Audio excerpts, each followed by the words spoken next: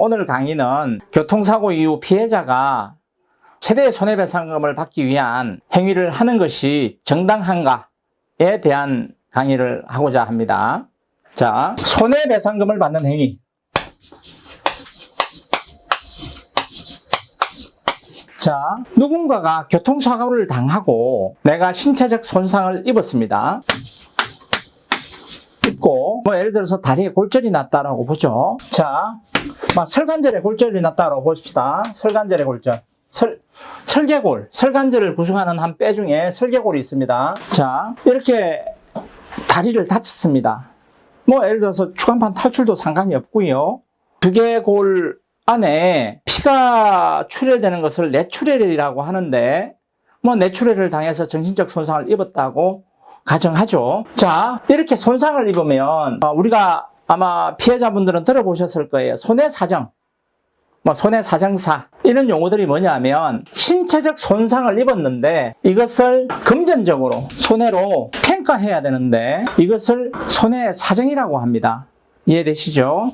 자, 이것을 손해사정이라고 하는데 여러분들이 내가 다치고 나서 가만히 있으면서 나 이마침 다쳤으니 보험사가 저한테 정당한 금액을 주실 것을 바랍니다 라고 해서 기다리고 있으면 보험사는 그들의 기준에 산정한 금액을 제시하게 되므로 정상적인 손해배상액을 받을 수 없습니다. 결론적으로 방법에는 피해자가 손해배상을 그러니까 보상금을 받기 위해서는 먼저 소송을 통해서 판사의 판결을 받아서 판결금을 받아서 손해배상금을 받는 방법이 하나가 있고 소송 전에 합의를 통해서 소송 전 합의라고 합니다. 소송 전 합의를 통해서 손해배상금을 받는 방법이 있습니다. 중요한 것은 손해배상을 받는 부분에 준비, 즉 말해서 보험사는 이것밖에 주지 못하는 부분에 대한 충분한 입증 자료를 가지고 피해자분들에게 합의금을 제시하는 거고 이럴 때 피해자는 피해자의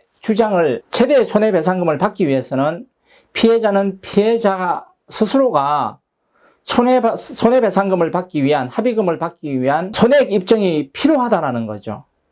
자, 이런 가정들을 일반인들은 유튜브에 보면 막 비난하고 이러는데 보험금을 많이 나가면 보험료가 올라간다 이런 부분 등등을 가지고 이야기를 하는데 자, 법원 또한 판결에서 보험료가 올라가는 부분 때문에 사실은 고려해서 가동연한도 올리고 하는 거거든요. 자, 그분들의 이야기에 보험료가 올라갈 수 있습니다.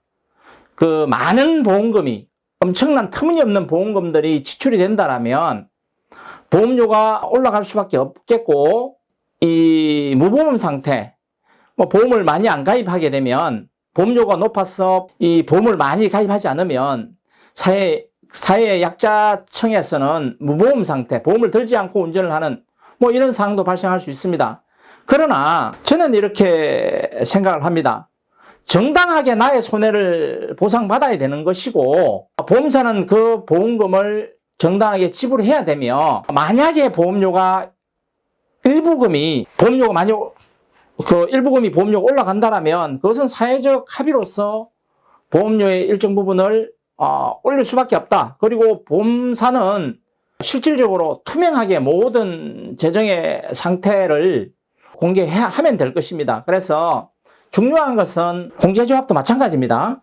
중요한 것은 내가 입은 손해에 대해서만큼은 받아야 되는 거고 그러기 위해서는 피해자가 입증을 해야 되는데 참 어렵습니다. 사실 피해자가 되고 나면 지식의 차이 때문에라도 보험사와 이 합의 조정을 하거나 하는 부분에 모든 부분이 난간입니다.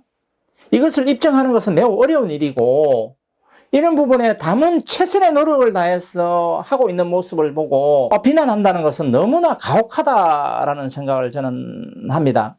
자, 사람이 다쳤어요. 근데 병원에 수술 떡 하더니만 대학병원에서는 걷지도 못하는 자를 2주 만에 나가라고 그럽니다. 대학병원은 수술하는 곳이지 입원시키는 곳이 아닙니다. 그러면서 자, 그럼 다친 다리를 질질질질 끌고 어쩔 수 없이 시스템이 그렇게 돼 있으니까 정형외과든 조그만 정형외과든 또 그쪽으로 갑니다.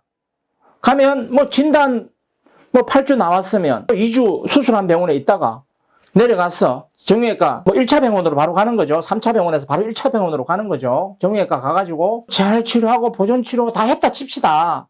그런 때도 목발을 짚어야 되고 통은 하기 힘든 상황인데도 뭐 또 시스템이 이렇게 돼 있으니까 또 병원 집으로 또 갔어. 목발 짚고 가족의 부축 받아가면서 통원 치료를 이제 하게 되는 거죠. 자, 통원 한번 하면 일 못하는데도 불구하고 8,000원만 인정합니다. 법원에서도. 통원비죠. 너무나 가혹하다는 거죠, 사실은. 자, 그렇게 해서 의사 선생님한테 이제 치료를 좀 잘했습니다. 6개월이 지났어요. 휴장에는 6개월 후에 6개월이 경과 시점에 인정을 하니까 정신과는 뭐 1년, 2년씩 소요되지만 뭐 골절 환자 같은 경우에는 6개월이면 인정되니까 의사 선생님을 찾아갑니다. 제일 먼저 찾아가는 게 수술한 의사 선생님 찾아갑니다. 대학병원의 의사 선생님한테 이야기를 합니다. 대학병원도 마찬가지고 일반 병원도 마찬가지고 뭐 2차급 병원도 마찬가지고 찾아가서 교수님, 제가 휴장애가 남았는데 휴장애 끊어주세요. 라고 했을 때 병원의 의사 선생님은 뭐 입장이 이렇습니다. 나는 휴장애 한 번도 끊어본 적이 없어요. 휴장애 평가법도 몰라요. 저는 끊지 않아요. 다 나왔어요. 라고 이야기를 해버립니다. 자, 이분은 자, 여기 있는 이야기를 할게요. 다리의 골절, 설계골의 골절입니다. 관절면의 골절이에요. 이걸로 8주 진단을 받고 수술을 했습니다. 자, 이 사람이 아무리 깨끗하게 치료가 됐다 하더라도 장애가 남지 않을까요? 살아가는 동안에 그 기간은 제한될 수 있어도 장애는 남습니다, 이거는. 그런데도 불구하고 수술을 한 의사 선생님은 내가 수술 잘했는데 무슨 장애가 남아요? 라고 이야기를 해버립니다. 그래서 이 피해자는 장애를 안 끊어주니까 끊어달라고 할 수도 없습니다. 안 끊어준다는데 뭐 어떻게 할 겁니까? 그러면 허탈한 웃음을 짓고 병원을 나왔습니다. 그리고 1차 병원 정형외과 의원으로 가서 의사 선생님한테 부탁을 합니다. 뭐 바카스도 들고 갔다고 칩시다. 뭐 그날의 피로를 풀어주세요 하고 선생님 찾아갔습니다. 교수님, 제가 휴장애가 필요합니다. 교통사고가 났는데 평가해 주세요. 교수님 이야기합니다. 내가 수술 안 했는데, 정형외과 원장이죠. 내가 수술 안 했는데 왜 장애를 평가해 드려요? 저는 이 병원 운영하면서 한 번도 휴장애를 끊어준 적이 없습니다. 장애의 기준도 모릅니다. 이렇게 이야기를 해버립니다. 자, 그러면 손해배상금, 합의금의 가장 큰 항목이 위자료하고 상실수익액인데, 뭐 휴업손해는 어차피 이번에 했으니까 뭐 다툼의 여지가 있다 하더라도 어느 정도 인정해요.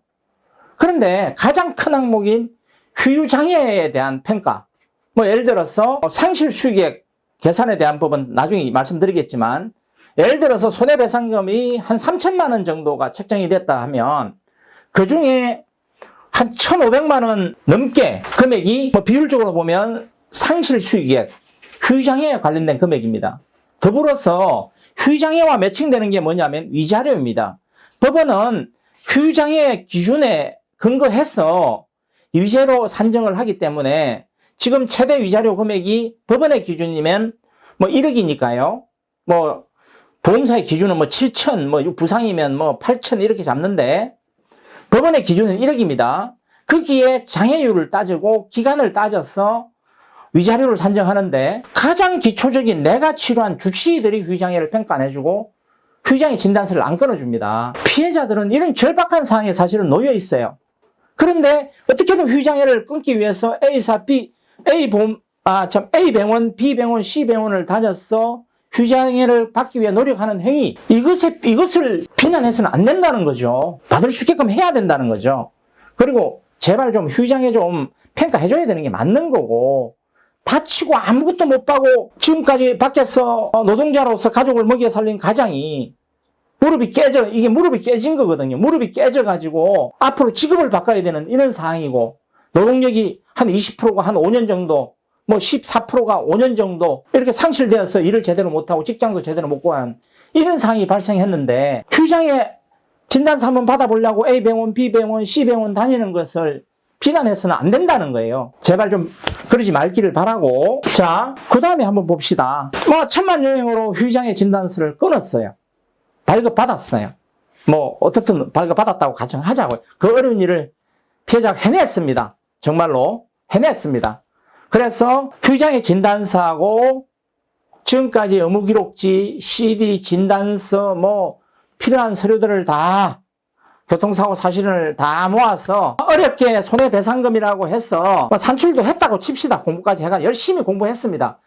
그 공부하는 행위를 또 누군가가 비난합니다. 저게 돈 많이 받아물라고 공부하는구나. 또 비난을 해요. 자, 절대 그런 일은 하면 안 되는 거고, 해석, 인터넷 뒤지면서 휴업 손해란 어떻게 계산하고, 장애는 어떻게 계산하고, 위자료는 어떻게 계산하고, 며칠을 고민해서 했다고 칩시다.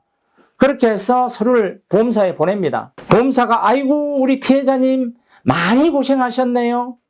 공제조합에서 아이고 우리 피해자님 많이 고생하셨네요 라고 하면서 3천만 원 청구했는데 입증했으니까 3천만 원 드리겠습니다고 하는 공제조합과 보험사는 이 세상에 우리나라에 단 한 곳도 없습니다. 단 한 곳도 없습니다. 그러면 어떻게 하느냐 보험사는.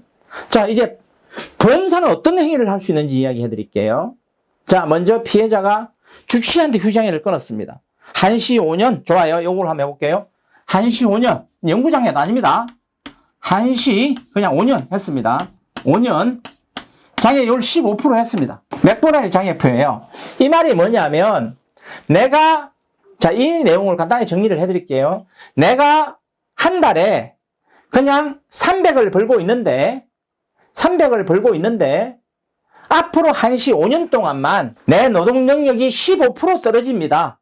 이 내용이에요. 그러면 1시 5년 동안 내가 못 버는 15%를 받아야 되잖아요. 그런데 이 부분에서도 계산법은 먼저 받는 거기 때문에 호프만 계수로 개월수를 빼버립니다. 12개월에 5년을 곱하면 개월수가 나오는데 그 개월수도 줄여버립니다. 호프만 계수 아마 53일 겁니다. H계수 53. H계수 53일 거예요. 53점 땡땡땡땡입니다. 소점 이하는 이야기 안 하면 되고요. 이렇게 해서 내가 부족한 300만 원의 15%를 가지고 계산을 하는 거니까요. 이렇게 해서 휴장애를 끊었다고 칩시다. 보험사에 집어넣으면 보험사는 공제조합은 어떻게 하느냐. 보험사에는 주기적으로 또는 반복적으로 자문을 의학적 자문, 이런 장애에 대한 자문을 평가를 해주는 병원에 3차 병원의 교수님들이 계십니다. 또는 2차급 병원의 교수님들이 계십니다. 그러면 피해자가 이런 휴장애를 끊어서 넣었다 할지라도 이거는 인정도 안 합니다.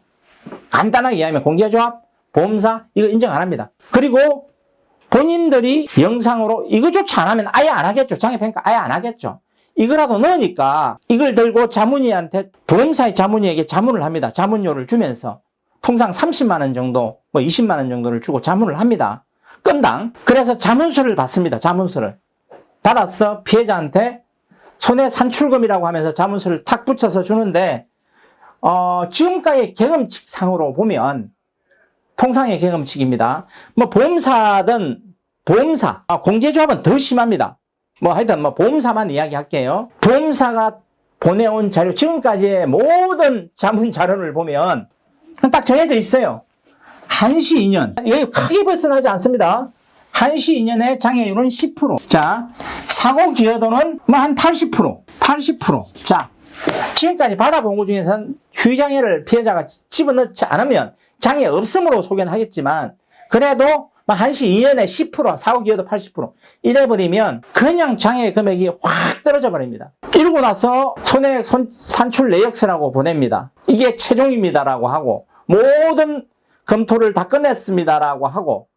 그런데 거기에 우리의 쟁점이 뭐가 있냐? 가실이 있죠. 가실이 있죠. 횡단보도 아닌 일반 도로를 A라는 사람이 중앙차선 하나 있는데 건너갔다. 법원에서는 통상적 가실 비율 20% 잡는데 보험사는 기본적으로 40% 잡고 들어옵니다. 이 40%를 가지고 쟁점이 하나 만들어진 거죠. 20%가 40%로 바뀌었어요.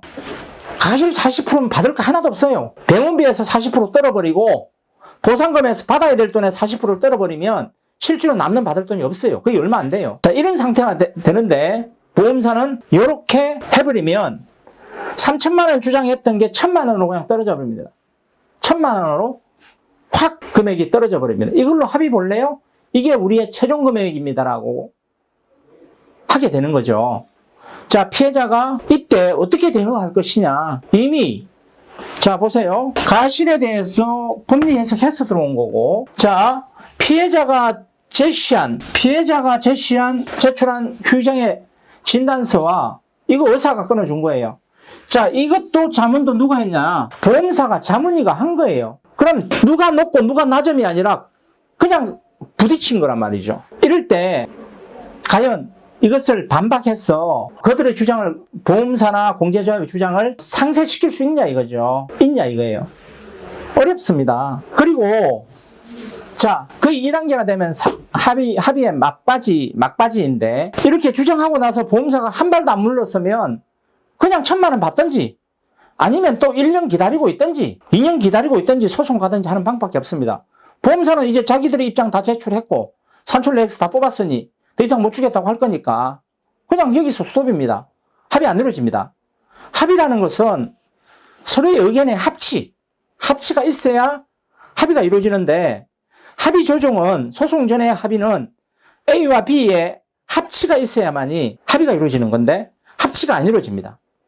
그 간격이 너무 크기 때문에 그럼 끝난 거예요. 합의 안 이루어지는 거예요. 그냥 그다음부터 쭉쭉 흘러가는 거예요. 그냥 흘러가는 거예요. 그런데 사실은 이런 게 있습니다. 한 3년 지나버렸어요. 사람은 자연 치유력이 있기 때문에 많이 치유가 됩니다. 뭐 그런 것들을 노리고 뭐 그러는지는 모르겠으나 하여튼 뭐 그 부분에 대해서는 제가 이야기할 건 없는 것 같고요. 뭐 그런 경우가 발생한다는 거죠. 자, 그러면 소송밖에 없는 거예요. 결국은 소송으로 가야 되는 거예요. 자, 그러면 보험사는 거기다가 더 막강한 칼을 들고 있습니다. 뭐 예를 들어서 이런 거죠. 휴장애를 주C한테 안 끊고 B, C, D한테 가서 휴장애 끊었다고 좀 잘 그런 휴장애를 좀 이렇게 끊어주면서 자문료를 받는 의사들이 있습니다. 피해자 편에서 휴장애를 좀 평가해 주시는 거죠. 그러면 그 의사를 소송을 걸어버립니다. 손해배상 청구 소송을 걸어버립니다. 보험사가.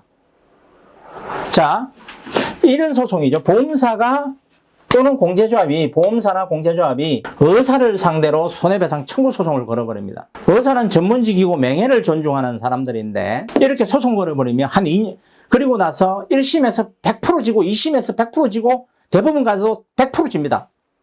지금까지 제가 경험칙상으로 이긴 사례를 들어보지 못했으니까 제가 이렇게 말씀을 드리는 거예요. 뭐 제가 모르는 부분에서 누군가가 벌금을 얼마 받았는지는 모르겠으나 제가 알고 있는 범위 내로서는 의사를 상대로 해서 휴장에 관련해서 평가했다고 해서 보험사가 소송을 걸어서 이긴 사례는 들어보지 못했습니다. 그럼 뒤집어 얘기하면 다 질 걸 알면서 소송을 왜 하느냐? 괴롭히는 거죠, 이거. 자, 출석해라, 서류 제출해라, 병원에 소송되어 있는 의사한테 병원 원장 이름으로 서류를 꺼내달라, 온갖 서류들이 법원을 통해서 들어오게끔 해서 이 여사가 잠을 못 자게 만들어버리는 거예요. 일반인들은 소송이 들어오면 엄청난 스트레스를 받습니다. 자, 이렇게 하면 이 사람이 정말 휴장에 끊을 데가 없어서 어떻게 이것도 하나 청구 못하는 정말 많이 다친 피해자분들이 정말 의사 선생님 도와주세요, 평가 좀 해주세요 해서 평가해줬더니 이 여사를 갖다가 보험사나 공제조합이 소송을 걸어버려요. 그러면 이 여사는 앞으로 휴장에 끊어줄 수 있겠어요? 못 끊어주겠어요? 뭐 어쨌든 제가 있든 없든 간에 소송장이 막 왔다 갔다 하고 막 법원으로 오면 동료 교수나 병원 관계자나 병원장이나 이 여사를 어떻든 간에 어떻게 보겠어요? 이렇게 해서 이 여사들을 아예 휴장에 출발부터 못하게 막아버립니다, 이게. 자, 두 번째, 일단 무슨 건수가 있으면 보험 사기로 걸어버립니다. 보험 사기로 조사팀 들어옵니다. 그 보험 사기 조사팀은 보험사의 공제조합의 보험 사기 조사팀은 경찰 출신입니다. 대부분이. 그래서 혹독하게 치고 들어옵니다.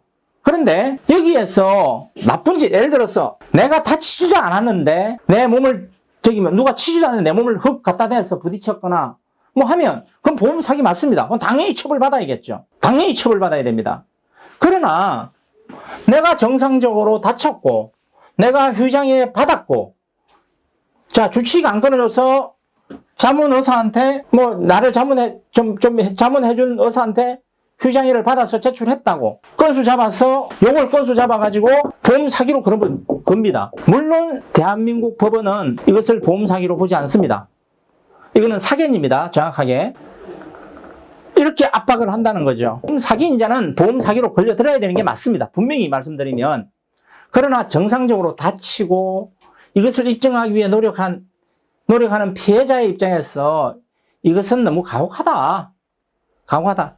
거대 기업이 정말 걷지도 못할 것 같은 계란 같은 피해자에게 이런 행위를 하는 것은 너무 가혹하다. 라는 이야기를 드리고 싶고, 자, 교통사고로 갑자기 내 몸을 다친 피해자분들에게 말씀드리면, 힘내시라는 말과 내가 다친 만큼 손해배상금을 받아야 된다라고 저는 주장을 합니다. 그리고 노력해야 된다는 거죠. 법 위에 잠자는 권리는 절대 부여받지 못한다 라는 말이 있습니다. 위에서 내가 받을 수 있는 최대의 권리를 받으려고 노력해야 되고, 내가 받으려고 노력했음에도 불구하고 나의 능력이 부족하면 법률 전문가를 찾았어. 교통사고 전문 변호사를 찾아야겠죠. 왜? 특수 영역이 있기 때문에 신체 감정이라든지 가실에 대한 비율이라든지 이런 부분에 특수 영역이 있기 때문에 교통사고 전문 변호사를 찾는 게 맞고, 이런 교통사고 전문 변호사의 조력을 받으시는 것이 하나의 방법일 수 있습니다. 너무 고민하지 마시고 교통사고가 나면 정확한 법률 행위로서 보험사에 정상적인 보상을 받을 수 있도록, 그것이 법률상 최대 손해액이에요. 아무리 피해자가 발광을 해도 사실은 법률상 최대 배상액 이상을 받지 못합니다. 아무리 피해자가 발광을 해도 우리가 이야기하는 것은 최대의 손해배상액을, 많은 보상금, 단어를 많이 씁니다. 많은 보상금, 최대의 보상금, 합의금 이런 이야기를 하는데, 그 테두리는 결국은 법률상 최대 손해배상금, 그러니까 법원에 소송을 가서 최대의 손해배상금이라 하면 우리가 주장하는 모든 쟁점을 다 이긴, 그래서 승소한 소송의 판결 금액을 우리는 최대의 손해배상금이라고 하는데, 청구한 금액을, 그 범위를 벗어나지 못한다는 거죠. 자, 우리가 합의 조정 시에 서로의 주장들이 상충해서 조정을 해서 받는다는 것은 최대 손해배상금에 가까워지기 위해 노력하는 거고, 피해자 입장에서 보면 그렇게 해서 우리가 어떻든 간에 손해배상금을 많이 받을 수 있도록 피해자가 하는 행위는 정당한 행위입니다. 정당한 행위고, 아무쪼록 우리 피해자분들이 받을 수 있는 최대의 손해배상금을 받기 위한 공부도 하고 또 노력도 하고 주위에 많은 사람들에게 질문도 하고, 또 그럼에도 불구하고 그 부분을 해결하지 못하면 교통사고 전문 변호사에게 사건을 상담하고 맡기는 것도, 위임하는 것도 하나의 방법이라고 볼 수 있습니다. 여러분들이 이 어려운 상황에서 혼자서 고민하지 마시고 변호사의 조언도 얻고 또 본인이 직접 공부도 하고 해서 피해를 최대한 복구할 수 있는 최대의 손해배상금을 받을 수 있도록 용기 내실 것을 말씀드리겠습니다. 감사합니다.